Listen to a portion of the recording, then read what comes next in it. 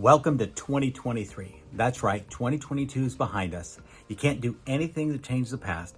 And in fact, you can't do a ton to change the future because certain things are going to happen that are out of your control. But guess what? You have a choice to make. Are you going to live in the past? Are you going to let 2022 define what 2023 looks like? Or are you going to press forward knowing that 2023 is going to be a great year? Because you can make it a great year. I heard this great analogy today.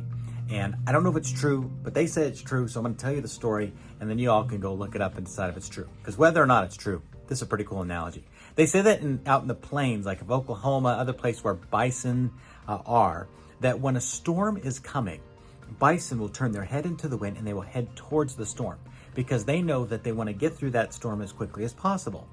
Cows, on the other hand, will turn their back to the storm and try to outrun the storm and run away. And in reality, what happens is they never outrun anything.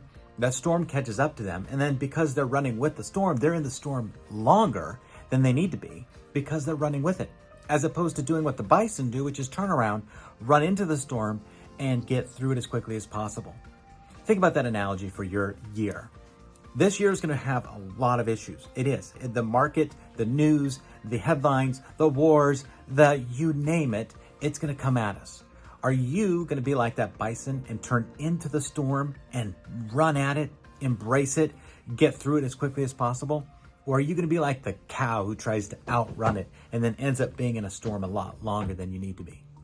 Well, I want to be like bison, right? That's my job. That's my goal, is to really embrace the storms that are coming this year. Hey guys, we know that the headlines are bad.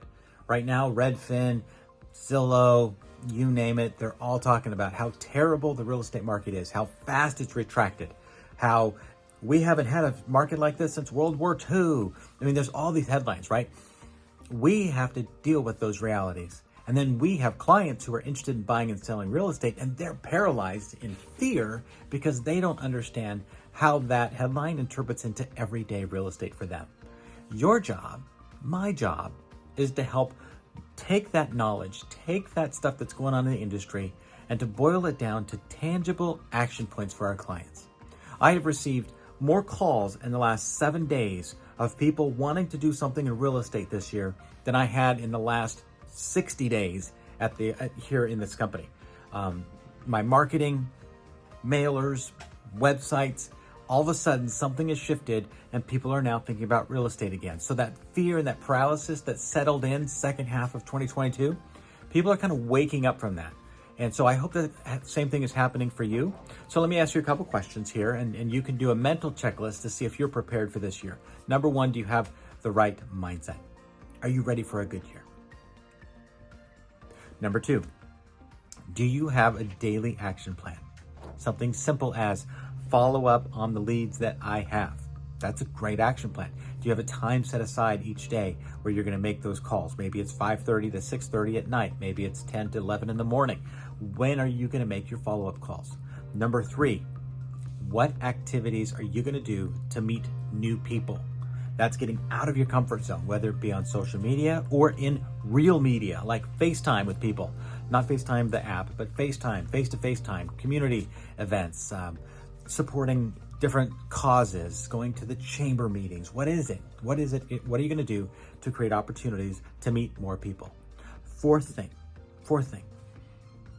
how much are you going to budget towards growing your business this year? You see, no businesses grow without a budget, and no budgets should go to waste. And so make sure you have a budget, make sure that you're using that wisely so that you can grow your business. And then the last thing here is, what are you going to contribute to the good of those around you? You see, when we give to others, we often receive in return. So what are you going to give? What are you going to serve? Who are you going to serve? Who are you going to give to? How are you going to contribute to causes in the community around you? What are you going to do? Because this year is a great year to grow in your purpose, to grow in your influence, to grow in your business. And so I want to be here to support you. Don Jax is here. Larissa's here.